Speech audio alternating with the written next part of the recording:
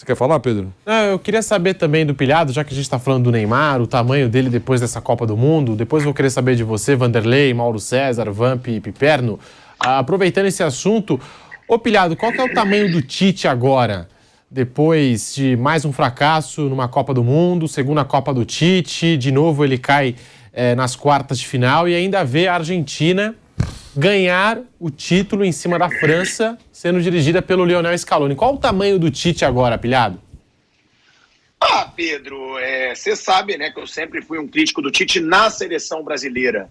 Mas para a seleção brasileira não tem tamanho. Na minha opinião, o Tite não vai ficar marcado na seleção brasileira. Vai ficar marcado como um trabalho de fracasso. Né? Se eu pudesse falar fracasso, vexames, porque foi aquilo que eu sempre falei. Eu sempre dizia isso nos programas, inclusive muita gente questionava: Pilhado, quero ver se o Tite for campeão do mundo, você vai ter que calar a boca. Tá bom, então, mais uma vez ele não foi. Então aí o pessoalzinho do chat vai calar a boca. É o que eu falo, porque o Tite na seleção brasileira, a gente viu muito a imprensa vangloriar o Tite por números que não são nada relevantes. Quem vai lembrar de um treinador que bateu recorde de invencibilidade em eliminatórias? Ninguém vai lembrar disso. Eu sempre falava sobre isso. Ele tá com recorde, mas vamos ver os jogos que ele disputou. Eram 2 ou 3 jogos contra a Venezuela, eram 2 ou 3 jogos contra a Bolívia, eram jogos contra adversários fraquíssimos e, na minha opinião, o futebol da América do Sul caiu, tá? Eu acho o Chile hoje muito pior do que já foi, eu acho o Uruguai hoje pior do que já foi, o Paraguai hoje muito pior do que já foi. Então, o nível das eliminatórias sul-americanas, ele caiu muito. Então, era fácil a imprensa elogiar o Tite por números bons, mas que, na minha opinião, eram irrelevantes. E eu acho que o Tite sai da seleção brasileira, sim, como um trabalho muito ruim, como um trabalho fracassado, eu acho que dá para se dizer. Porque é raro um treinador não ganhar uma Copa do Mundo, ainda mais sendo eliminado como foi pela Bélgica, numa quarta de final, jogando mal aquela Copa e permanecer.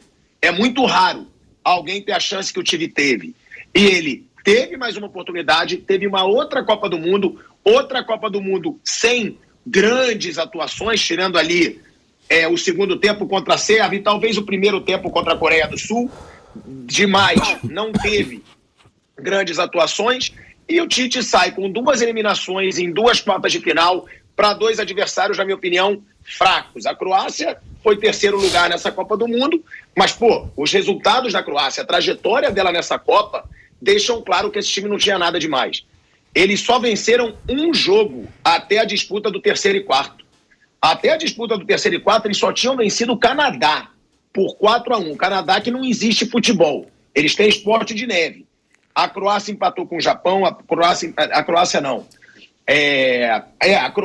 com o Japão, a Croácia empatou com a Bélgica, a Croácia empatou com o Brasil, a Croácia empatou com o Marrocos, né, na primeira fase.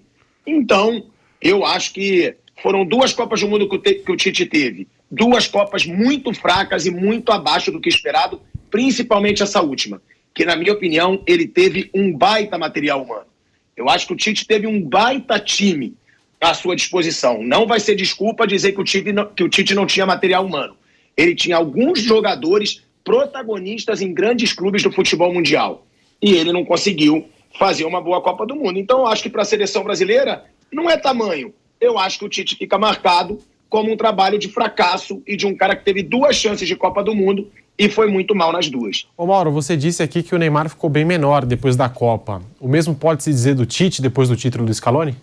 Sem dúvida, né? Assim, o Tite, para mim, ele continuará sendo um bom técnico. Ele é muito bom técnico, tá? E quando ele foi para a seleção, ele era o melhor técnico brasileiro. Talvez ainda seja o melhor técnico brasileiro.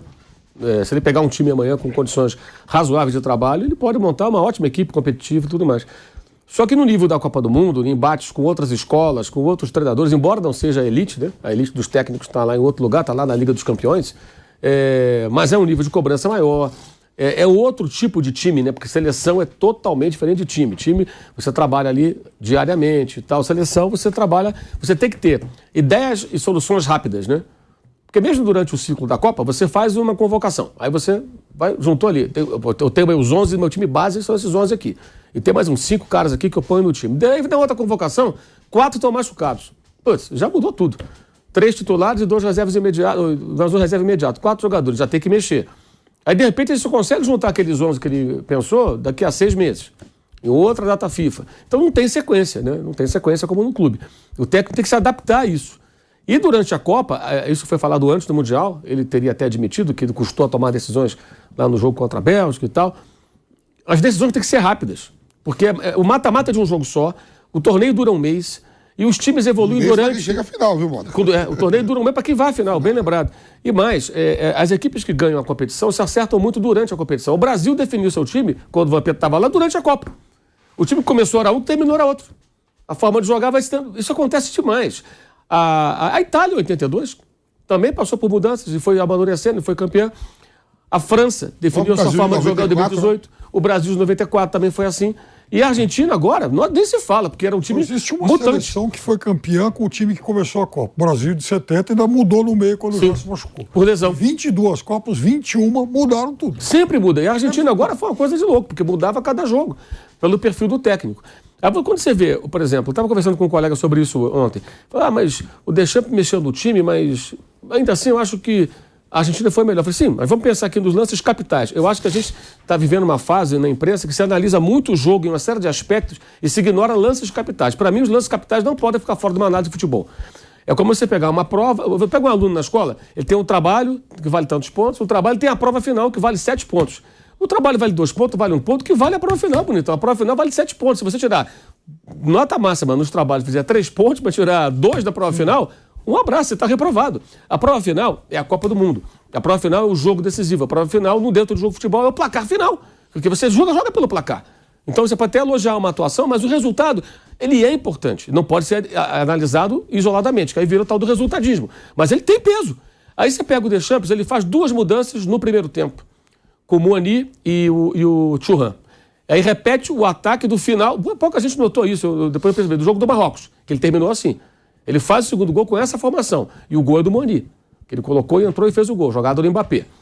Ele volta esse ataque para ter jogadores rápidos, descansados e tentar uma outra formação, porque não estava acontecendo nada com o Giroud, né? E com o Dembélé. Nada. O Dembélé só fez o pênalti, né?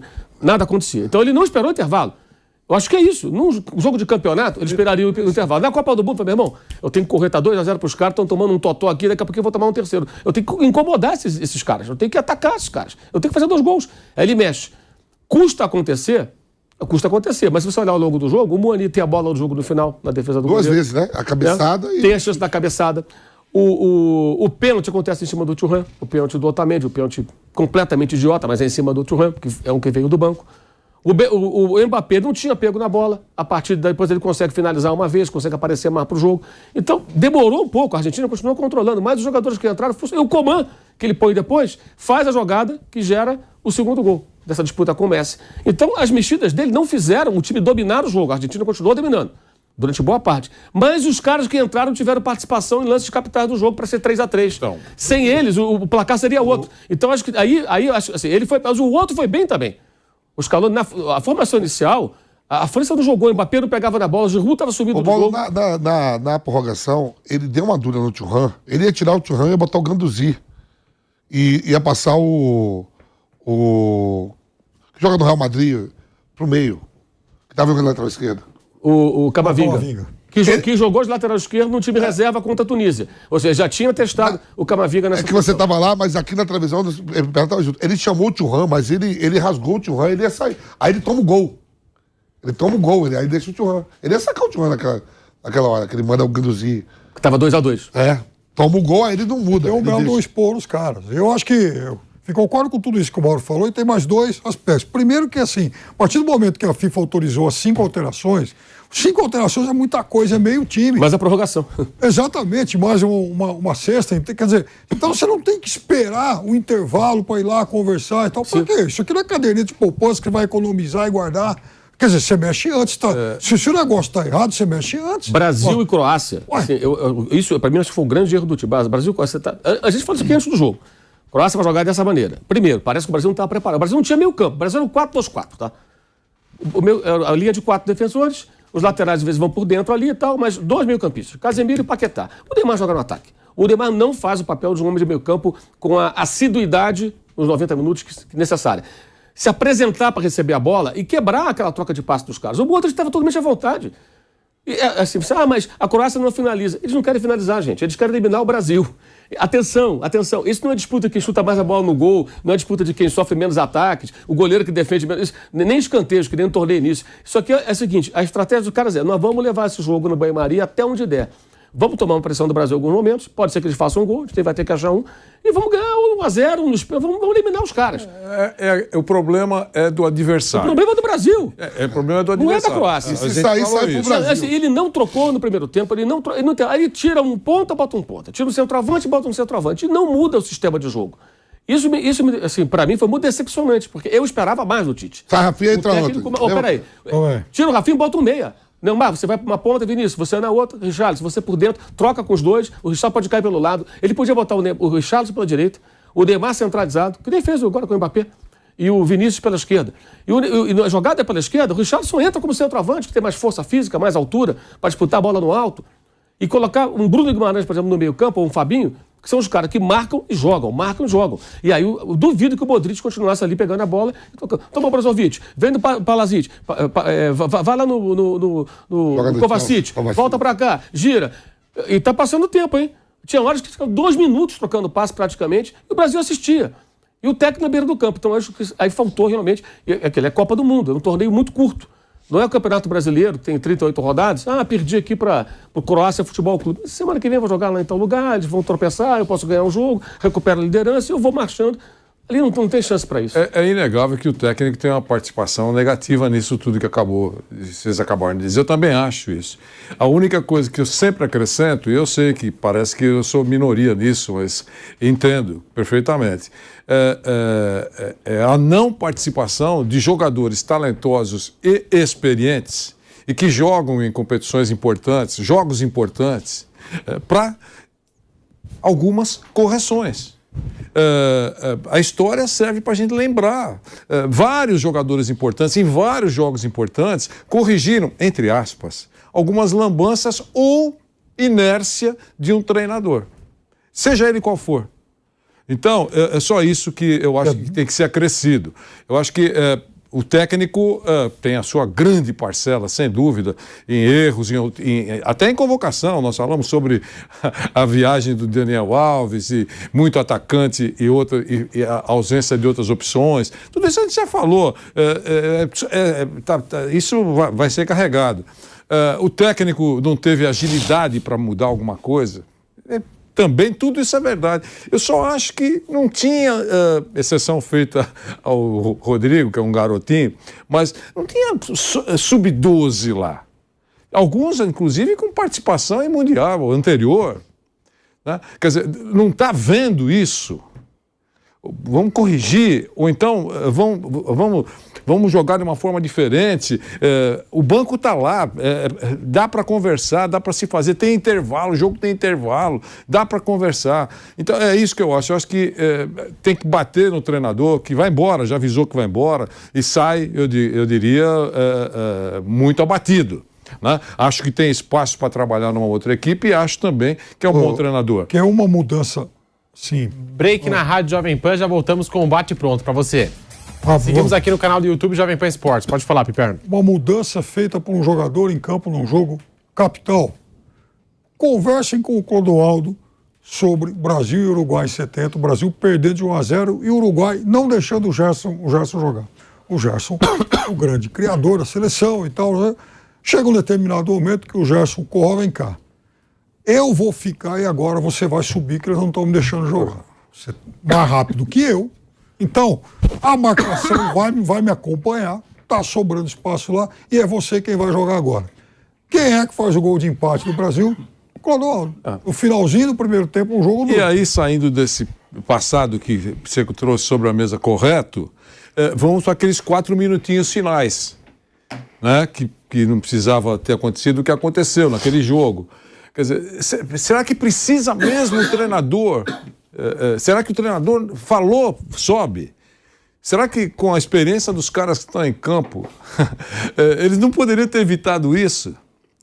É isso que não entra na minha cabeça. Ainda, até agora, pelo menos oficialmente, eu não sei como funcionou a relação dos batedores. quem deu a relação, ou foi aquilo que a gente já viu no futebol. Acontece em grandes... Quem está pronto para bater? E mesmo que o menino tenha dito, o Rodrigo, essas coisas, eu acho que a gente tem que pensar no principal, mas não pode esquecer do acessório. Essas coisas precisam ser discutidas. Será que mesmo que o menino tenha feito eu quero bater, não tem lá um trintão que tivesse a sensibilidade de falar assim, é melhor você não bater o primeiro? Será que não teve isso? Ninguém pensou, com todo mundo que estava lá, ninguém falou nada. Eu ainda disse, viu, Mauro, você estava lá, acho que você não ouviu, o que terá passado pela cabeça do Modric, que é o paizão do Rodrigo, quando ele olhou e viu que o menino era o primeiro a bater? Porque ele, claramente... Você contou a história que ele bateu 3, né, na Liga dos... Ele bateu 3 inexpressivos, inexpressivos.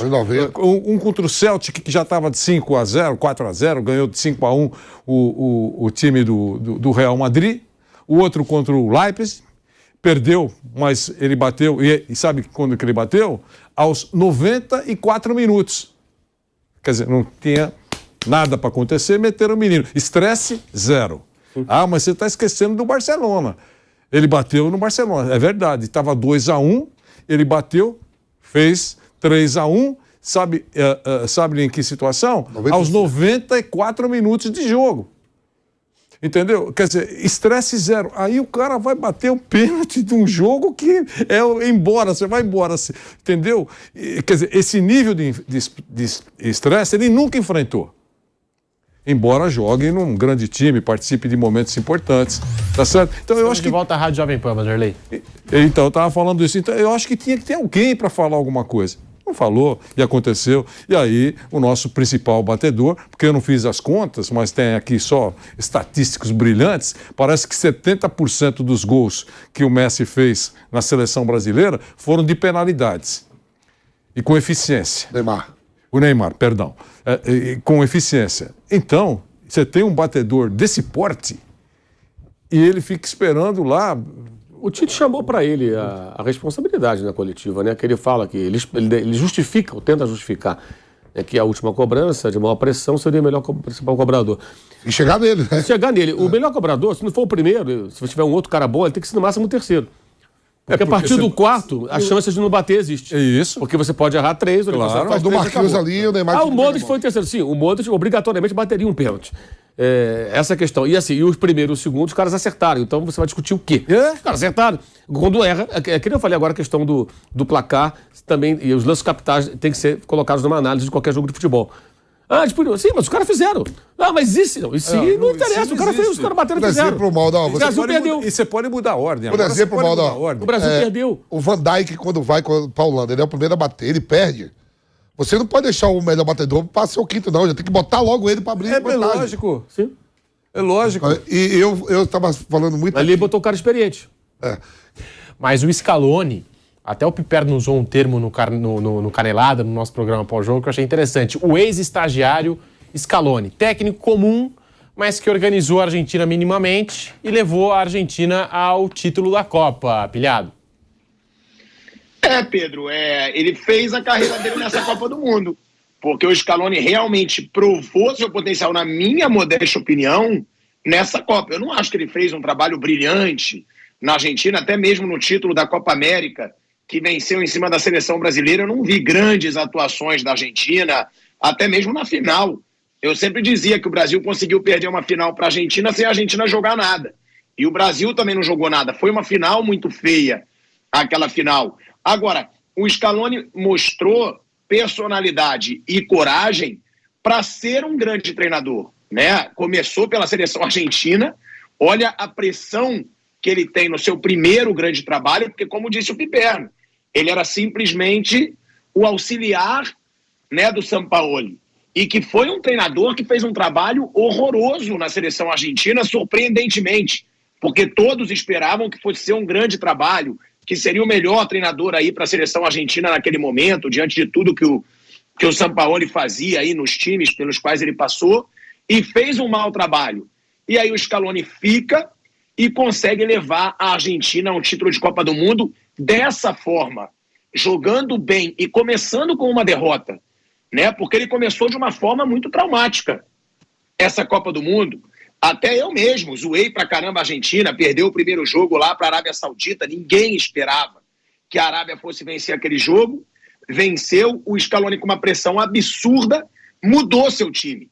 É aí que tá, mudou o time, mudou a forma de jogar, tirou o seu segundo principal nome, que era o Lautaro Martínez do time, né, para colocar o Julián Álvares no lugar dele, ou seja, mostrando coragem, tirou grandes nomes, colocou garotos mais jovens, o Enzo também ele colocou mais para jogar.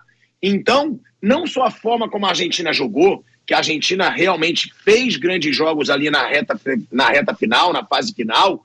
Na primeira fase eu não achei a Argentina grandes coisas, sendo muito sincero. Agora, além de fazer a Argentina jogar o futebol que jogou na fase final, ele mudou o time, ele mostrou coragem, ele mostrou personalidade. E sim, vai ficar marcado, né, na história dessa seleção argentina, assim como também, né, eu não falei depois do jogo, eu estava voando e também eu estava sem sinal no dia, o goleiro, o Emiliano Martínez. Esse cara entrou para a história, né, da seleção argentina. Ninguém esperava que esse cara seria herói da seleção argentina. Se não fosse o Messi, cara, o grande nome depois dessa final seria ele. Ele faz uma defesa no último minuto da prorrogação, uma defesa dificílima, né? Porque não foi em cima dele, ele estica a perna, cara a cara, era o gol do título francês. E depois ele ainda se destaca nos pênaltis, depois de já ter se destacado contra a Holanda na disputa por pênaltis. Então, esse cara, se não fosse o Messi, né? Se não fosse pela grandiosidade, pelo nome e pela atuação do Messi, ele seria o nome mais comentado. E não foi um jogador que chegou em alta na Copa do Mundo. Eu não sei realmente, aqui a gente assume, o Piperno, o Mauro, o próprio Vamp assistem a mais jogos. Eu não sei se ele é esse grande goleiro realmente. Já vi algumas partidas, achava um goleiro normal, mas nessa Copa realmente ele se destacou. Será que esse cara sai também dessa seleção argentina, dessa Copa do Mundo e vai para um grande clube? Porque olha essa defesa dele. Foi uma defesaça, a queima-roupa, ele teve o reflexo para fazer o movimento, além dos pênaltis. Então, será que ele vai para um grande clube europeu ou não? É até uma pergunta que eu faço aí para o Piperno, para o Mauro, para o Vamp, se ele tem nível ou se realmente essa Copa foi atípica, se realmente ele estava iluminado e ele foi um dos grandes nomes dessa seleção argentina. Já teve no Liverpool, né? Arsenal, né? Acho que ele tá agora no... Tá no Aston Villa? Aston Villa. Acho que vai ficar por ali mesmo. Não, bom time. Aqui você pega os times europeus, principalmente da Premier League, só tem grandes goleiros também, né? Mas super valorizado. Ele não, vai ser o cara. Pode ficar no mesmo emprego, mas chega com o status extremamente importante, sem dúvida. Eu acho... a Copa do Mundo permite isso, né? Que um grupo saia engrandecido, outro sai no mesmo patamar e o outro sai em baixa. Né? Esse técnico citado, Scaloni, 44 anos, não tem um currículo farto, mas ele já fez o seu comercial pro resto da vida. O primeiro trabalho do cara, já é campeão do mundo, campeão do mundo, já fez o seu... Carreira, né? Como fez o treinador, que ficou 3 meses apenas dirigindo o Marrocos. Sim. Esse cara já tem o nome pintado nas ruas de Casablanca, né? 3 meses. Em 3 meses o cara leva a seleção do Marrocos para uma classificação que nunca o futebol africano alcançou. Esse cara já fez o comercial dele, né?